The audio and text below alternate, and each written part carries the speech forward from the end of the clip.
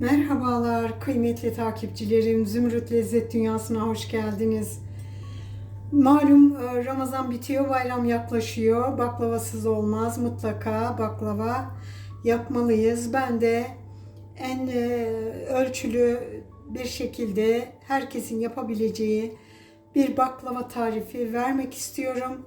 Bunun için yoğurma kabımı aldım. Önce 2 tane yumurtam var. Onu kırıyorum.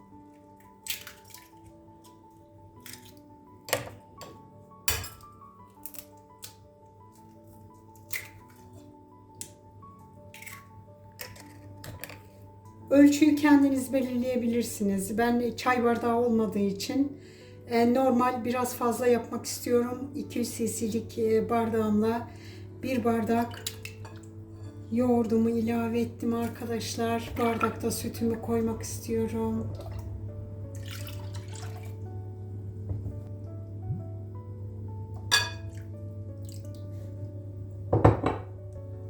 Bir yemek kaşığı, hatta 2 yemek kaşığı koyacağım çünkü miktarım biraz fazla.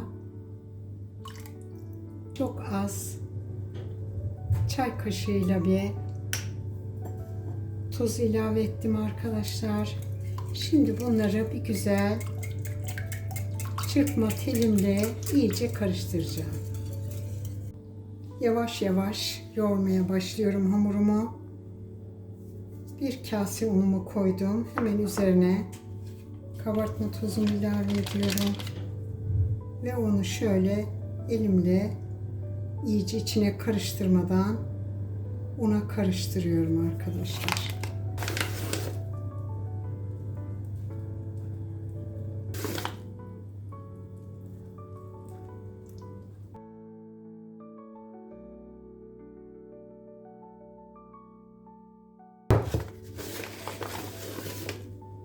Biraz daha un ilave ediyorum. Altlığımı alacağım. Direkt tezgahımın üzerinde yoğuracağım arkadaşlar. Hamurumu çok güzel yoğurdum arkadaşlar. 15 dakikadır yoğuruyorum. Çok güzel yoğruldu. Şimdi şöyle ikiye böleyim. Hamurumu şöyle arasını göstereyim size. Yani çok güzel yoğurmanız gerekiyor ki baklavanız güzel olsun. Şimdi ceviz büyüklüğünde minik minik bezeler alacağım arkadaşlar. Şöyle sıralayacağım. Ve 15-20 dakika dinlendireceğim. Arkadaşlar 30 tane beze yaptım. Biraz büyük, ceviz büyüklüğünde. Şimdi bunların üzerini kapatıp bir yarım saat dinlendireceğim arkadaşlar.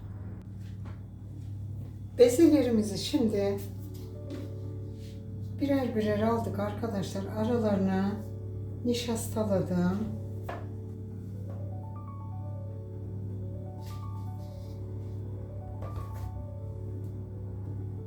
4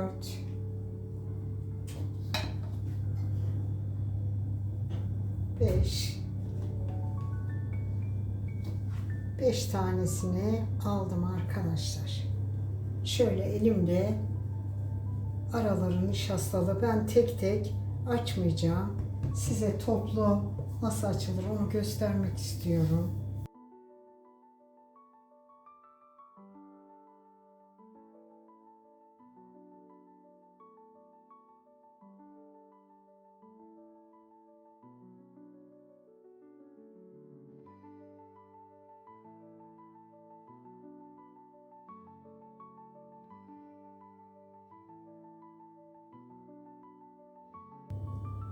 Arkadaşlar son 5 yufkamızı da açtım.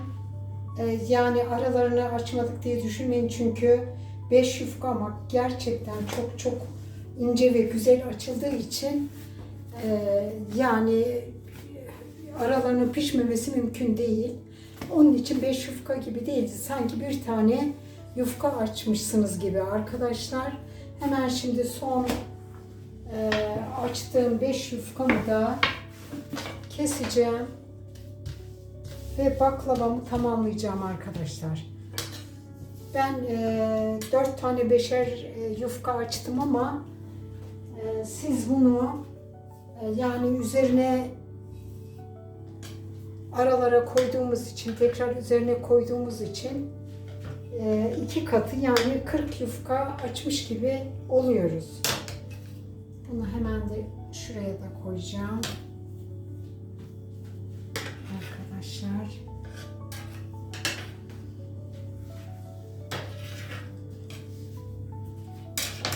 Şuradan da bir tane almak istiyorum. Koyabildiğim kadar. Tamamdır. Şu parça kısımlarını mutlaka aralarına alın arkadaşlar.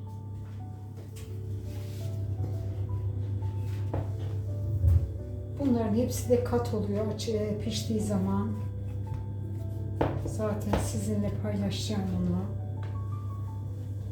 Şimdi şunu komple koyalım arasına.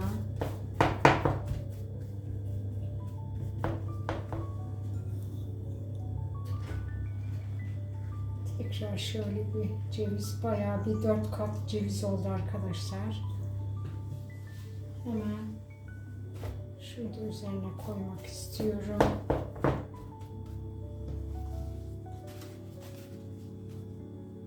Hemen bu son parçamı da koydum arkadaşlar. Ve bıçakla biraz şöyle kamerayı yaklaştırmak istiyorum. Şu kenar kısımlarına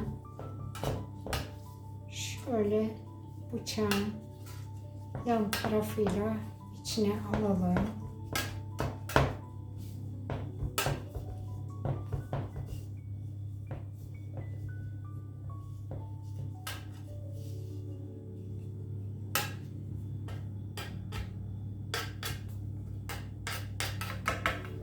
Toparladık.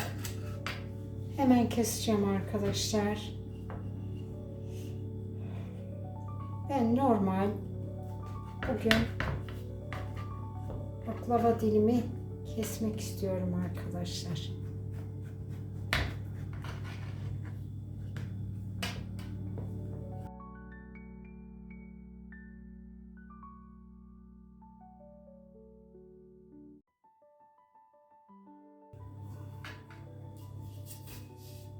Şuradan baş kısımlarını da tamamlayayım.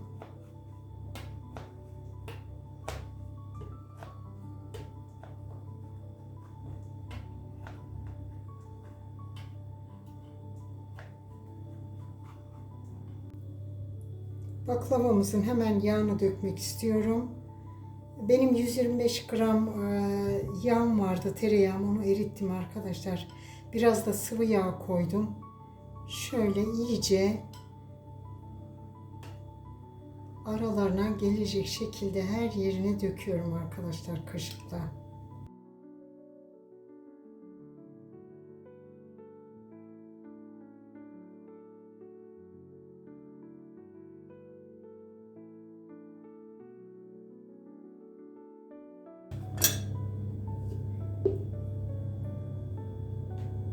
Şu ara kısımlarını şöyle bıçakla biraz açayım ki iyice yağını alsın.